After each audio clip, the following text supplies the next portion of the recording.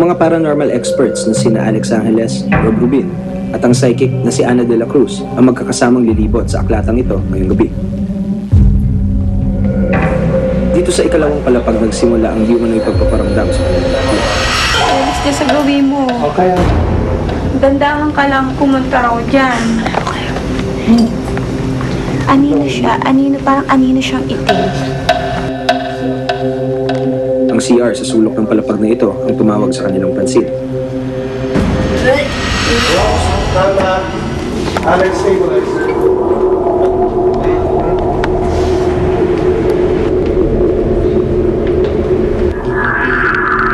Minabuti ng grupo na kumuha ng EVP or Electronic Voice Phenomena Recording sa silid na ito. Isa raw itong paraan para malaman kung meron nila lang gusto ipag-usap sa kanila. Pwede bang magsalita lang po kayo sa hinahawakan ho namin dito na parang recorder? Ano ho?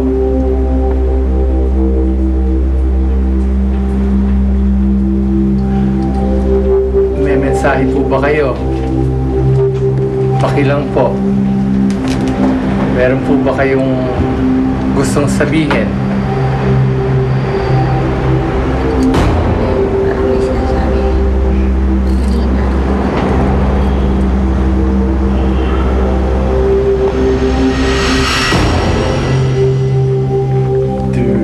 Paakyat ng ikatlong palapag.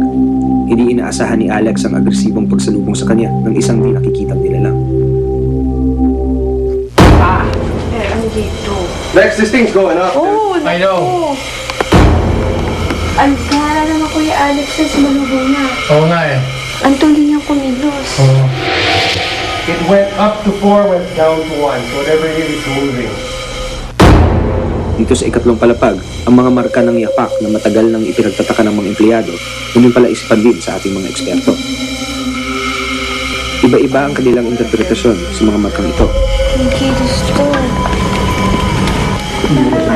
Parang laro eh. Parang ikot ng iikot, tapos magtatago sa ilalim na lamesa. Parang ganyan eh, laro eh. Laro to, laro. Sina Alex at Rob naman, inuugnay ang mga marka sa sahig sa Iranian section ng aklatan. Parang this is the point of origin. It started here, It started here and it ended there. bringing it to the Iranian section. Right. There's a possibility there might be some Saudi Arabian spell books and stuff like that there, which are very much known to cause mischief. One example would be the Necronomicon, the Book of the Dead, which is said to be a cursed book. But we won't know unless we can get in. Sa ika-apat at huling palapag na nilipot ng tatlo, tila isang librarian daw ang naghihintay sa kanila. Parang may babaeng kumagala rito. Meron. Ha? Oo, meron.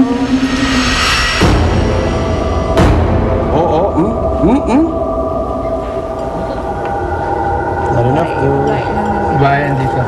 Old lady who used to work at this desk. Yun na.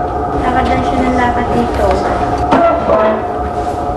Gusto niya itong lugar na ito malinis. She died here. Nandito babae siya. May Antipara. She a fan of the What was that? She's asking for my library card.